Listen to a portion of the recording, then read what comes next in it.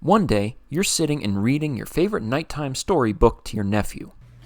See the Latin square? See it? Did you know that no matter how many rows of a Latin square you fill in, you can always fill in the rest and have it still be a Latin square?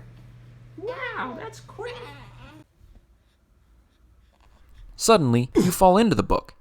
You're naked, but in this book, people don't mind being naked. You decide you need some clothes anyway, so you go to the local store. They sell clothes in many colors, but you decide to buy a shirt and pants from every one of the 7 colors of the rainbow.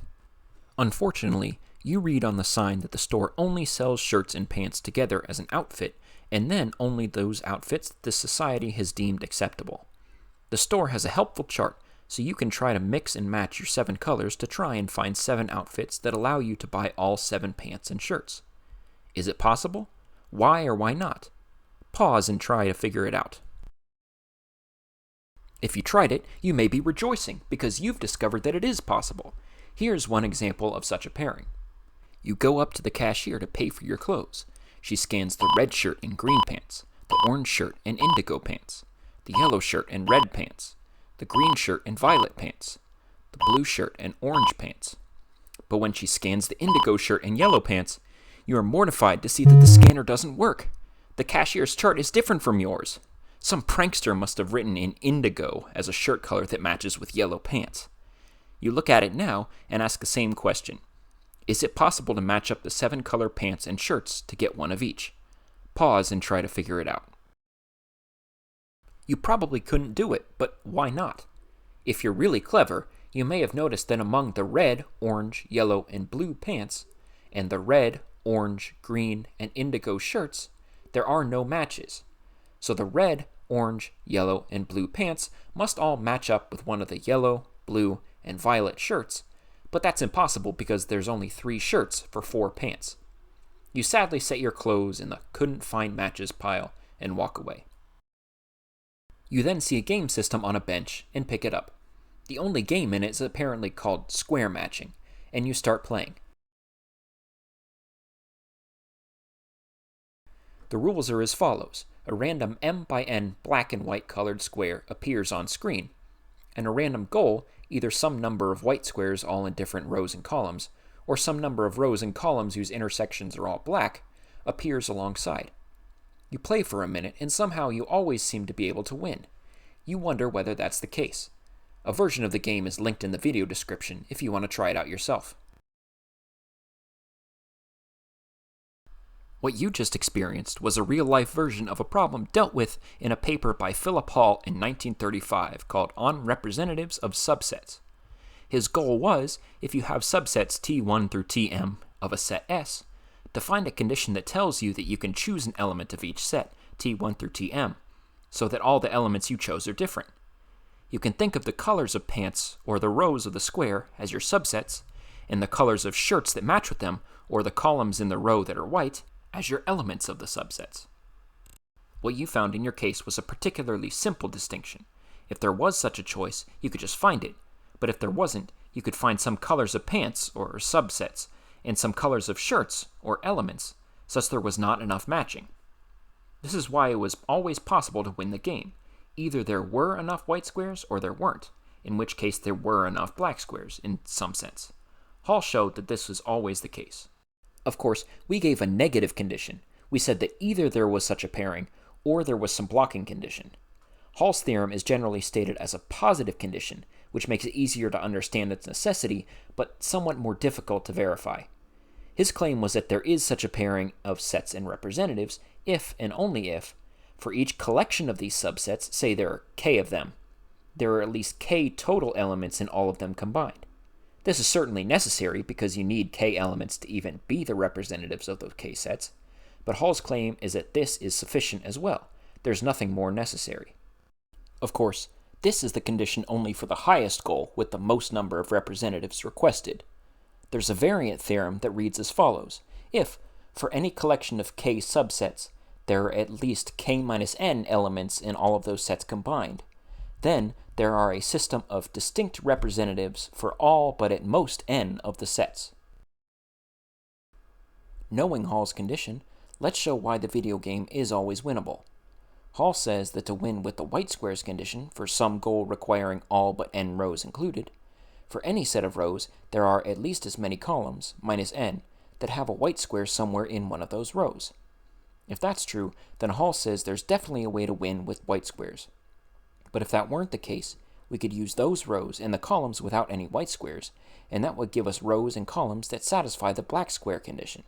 So no matter what, the game is always winnable. So this is interesting. Not often is there such a clear dichotomy between conditions where you're able to find something versus not. Here, whether you can find a matching or not, there's always a certificate you can provide, either the matching itself or some rows and columns that prove it's impossible. Think about how rare that is. If you try to distinguish between a number being prime or composite, it's easy to give a certificate that it's composite, just give the factors. But if it's prime, it's harder to give a single piece of information that shows that. Generally, you have to go through a procedure like checking every number up to square root of n to see if it's a factor. Or if you're trying to differentiate between sets of cities, all of whom you can visit in 30 days, versus sets of cities that you can't visit in 30 days because they're too far apart, it's easy to show something is in the former, just give the cities in order and the time it takes to get between consecutive cities. But it's really hard to show that a set is in the latter, and if you can find a certificate that can be validated quickly to prove so, you win $1 million. But that's not what this video is about. We have a nice dichotomy between winning by white squares and winning at black squares positions. But of course, we want to know why. In fact, we can give a proof that builds up a solution piece by piece, so that the game can be easily won, and it's not fun anymore. We start with a formal proof. We'll do it by induction. If we look at the base case, a 1 by n rectangle, it's obviously either fully black or partially white, and either way we win easily because the only possible goal is one white square, or n plus 1 rows and columns. Next, let's say we have an m by n rectangle, and our goal is to get x plus 1 white squares, or m plus n minus x black rows and columns. We use 5 by 5 for ease here. If there are no white squares, then this is the easiest case, and we're done immediately. So otherwise, choose some white square, say this one here. This is the first step in winning by white, so we need to find x other white squares in the other rows and columns. The good news is that these columns and rows form a smaller rectangle, so we can use the inductive step on it. The bad news is that it doesn't necessarily guarantee x other white squares. If it did, we'd be done, because we could just use those white squares plus the original one we chose. That gives us a win by white. But the other possibility is that it gives us a win by black on the smaller rectangle. What do we do in that case? Well, right now the white square isn't helping us, so we forget about it. What we have is a collection of columns and rows that is just too small. If we could extend it by one row or one column, we'd be done, and we'd have a win by black for the whole grid. So let's look at the rows and columns we could possibly extend it to. In the black columns, here there's 3. There's 3 rows that aren't one of the ones we know about yet, and in the black rows, there are 2 columns we haven't looked at yet. So what does that give us? We now have 2 sub-problems, a 2 by 2 square we don't know anything about, and a 3 by 3 square we don't know anything about. But what we do know is that the inductive step still holds, and here the goal will be the full goal, a complete matching for white. What that means for us is that both of these rectangles have either a win by white or a win by black. If they both have a win by white, then look at them. The columns and rows of these 2 rectangles don't intersect, so we get a total win by white. But what if either one of them was a win by black? Remember, we said all we needed to do was extend the original black set by 1 column or 1 row. Well, we can't always do that. But notice in this example, we're shrinking the set by 1 column and expanding it by 2 rows. This has the same net effect, and now we have 4 rows and 2 columns, which is a win by black. If you think about it, we can always do the same thing. The rows or columns that we're throwing away are the ones that aren't part of the black collection in the smaller rectangle, and the columns or rows we're adding are the ones that are part of the black collection in the smaller rectangle. You can do the addition and see that the number of columns that aren't in a win by black situation is 1 less than the number of rows that are, and vice versa. So that means we're always augmenting by 1, which means we've won by black. That means we're done. Of course, proof by induction always feels a bit mysterious, since you're appealing to a black box. No pun intended. You're looking at a smaller version, and a past version of yourself is saying, here's the info you need, don't ask me how I got it. So we want to build out a solution piece by piece, so let's write out the proof and unwrap the mysterious induction step. At the start, we made the original choice, and then we appealed to the black box to get either a win by white or a win by black. In the win by white case, we're done. In the win by black case, we looked at the leftover rows and columns and asked the black box 2 more times. If either was a win by black, we could extend the whole situation to a win by black, but otherwise both were win by whites and we had a total win by white situation. If we repeatedly replace the black box with this whole situation, the strategy sounds like this. Pick a white square. Pick a white square.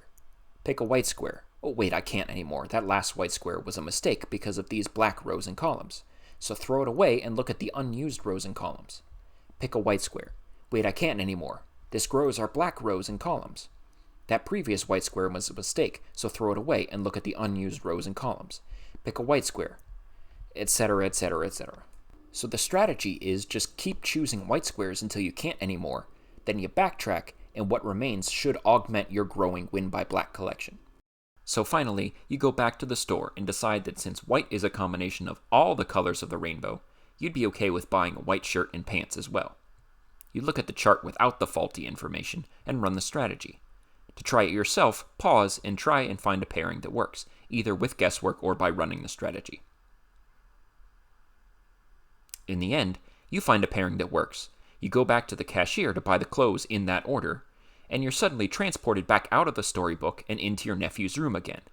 You give your nephew back to his dad, and he leaves to give you some time to comprehend what the heck just happened. You head to your favorite app, Discord, and check on your Pokemon League group, only to see that it's devolved into a bunch of squabbling about the best and worst Pokemon between these 10. Everyone seems to agree that Magikarp is the worst and Mewtwo is the best, but a lot of the ones in the middle are contentious. The consensus comparisons are drawn here. You begin to wonder how many arguments we can cause with just a single set of Pokemon. You want to select the most Pokemon to throw into a ring so that for every pair, someone argues that one is better than the other. Here, it's clear you can take these 3, but you're wondering if there's more. Pause and try and formulate a proof, or watch on. You ask your friends and they shoot back, well, obviously we all agree Mewtwo is better than Aerodactyl, is better than Hypno, is better than Tangela, is better than Magikarp, and separately Chansey is better than Grimer, and separately Pinsir is better than Seel, is better than Doduo, so you can't possibly have more than 3. She's right, of course. But is it always possible to create chains of agreements like this to find the maximum argument starters?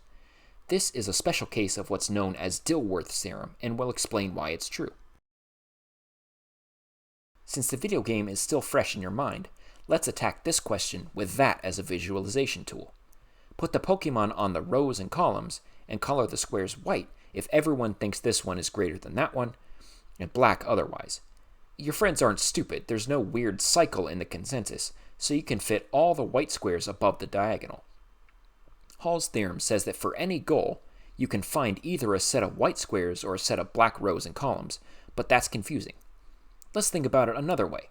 Instead of the intersection of black rows and columns, look at the union of the white rows and columns.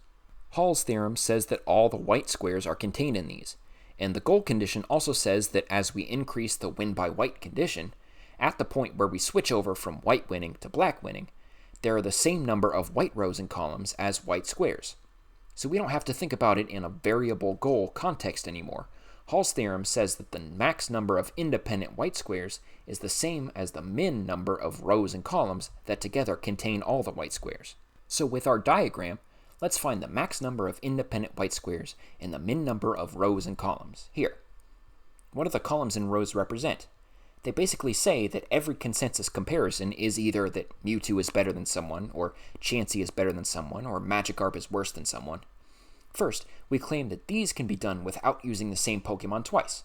For contradiction, say we have Chansey is worse than some Pokemon, and Chansey is better than some Pokemon, as opinion templates we identified. Of all the Pokemon Chansey is objectively better than, all of them are also objectively worse than the Pokemon that beat Chansey, because your friends aren't stupid and they value transitivity. If all of Magikarp is worse than such and Tangela is worse than such, etc., are all templates that you need, then there's no need for the Chansey is better than such template since we've covered all those statements already. But if Tangela is worse than such and such isn't used, then Mewtwo is better than such and such, and Aerodactyl is better than such and such, etc., all have to be used, or else we won't cover all opinions about Tangela. But then the Chansey is worse than such and such template is unnecessary again. Now that we know that all Pokemon are used at most once, you realize that if you just choose the other 3 Pokemon, there isn't a consensus about any of them. Thus, you found an argumentative set of size equal to the number of Pokemon minus the number of rows and columns we identified. But what do the white squares represent? They represent consensus opinions. If we look at the ones we chose, we can just string them together. The ones we chose form chains like we wanted, since there's no way for 2 chains to meet or diverge, since that would mean 2 of our selected squares were in the same row or column. But how many chains are there? Each chain has a single head, a Pokemon that isn't identified as less than anything. So the number of chains equals the number of rows without green squares, or the number of rows minus the number of green squares. But that was exactly the number of rows and columns we identified by Hall. So the max number of incomparable Pokemon is equal to the min number of chains we can make, like we wanted.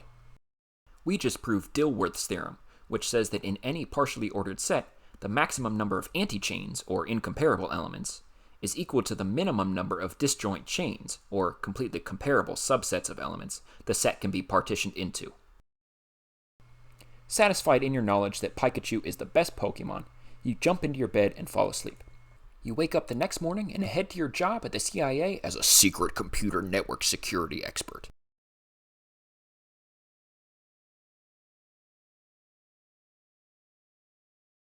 The CIA has told you that this computer here has a secret formula to end world hunger, and the evil hackers at the Large Falcon grocery store chain are trying to delete it to stay in business. They've entered in through the CIA website, which normally just serves as a figurative poster, but today was hooked up to the encrypted network. You have a map of the CIA's network.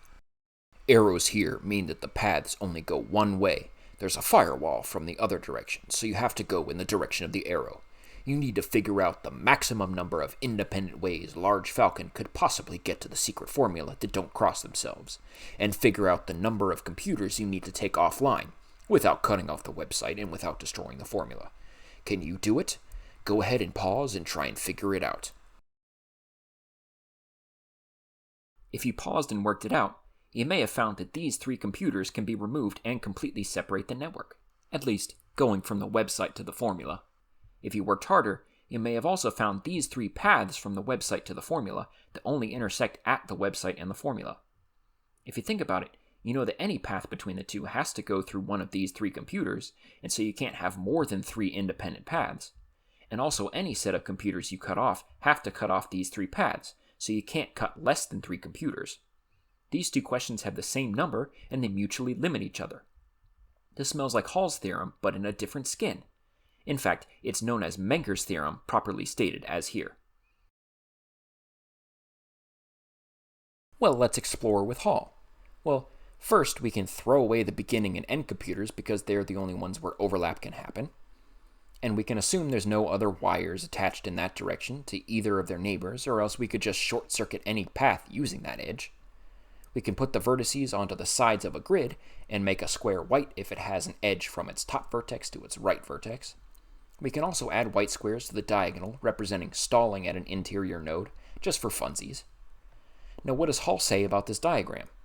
It says that the number of independent white squares is exactly equal to the number of columns and rows that together contain all the white squares. If the white squares represent edges and stalling on a single node, and the columns represent exiting a computer and the rows represent entering it, what do we have? Well, the white squares give us a bunch of independent edges, and rows and columns give us half nodes.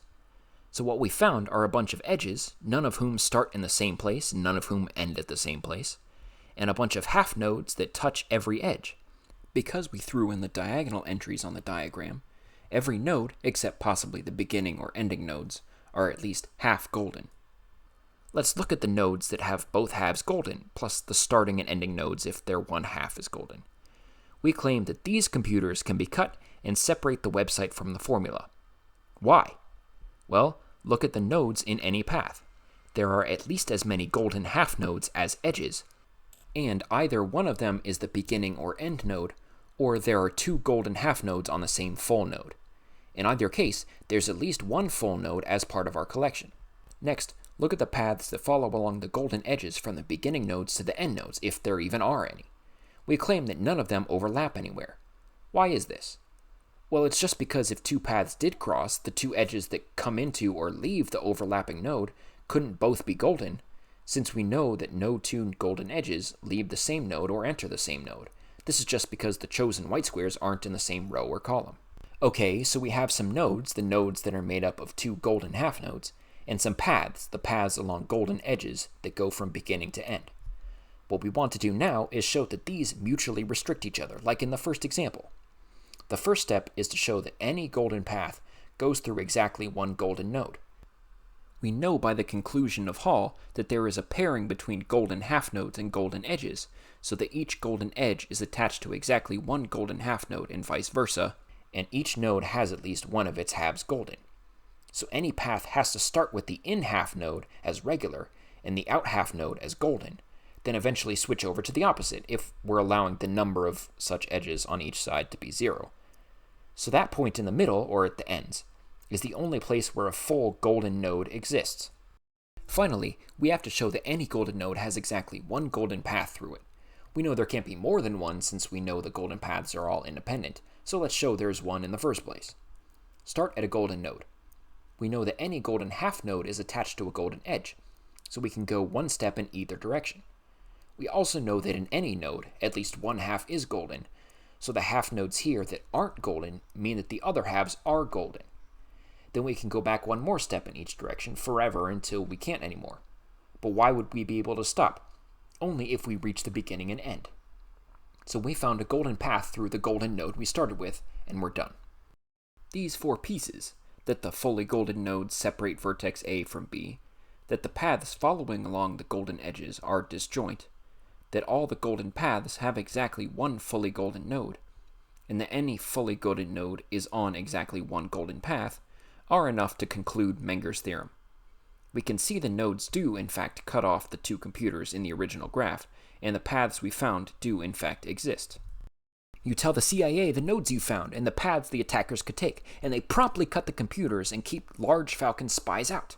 They say that they are planning to release the formula to the public in the next 50 years, so pay attention. Finally, we come to a problem that is no longer equivalent to Hall's theorem, but is relevant to Hall's theorem: your love life. I'll just show the question here, pause and read it, but it's long. This is a real question that appeared in a real textbook, Introduction to Mathematical Programming by Michael Kupferschmidt. Here's a translation into mathematical wording. Let U be the amount of uphill walking time, F the amount of flat time, and D the amount of downhill time. The main statements to pull out of the text are the following three. And we're trying to maximize U plus F over 20 plus D over 20.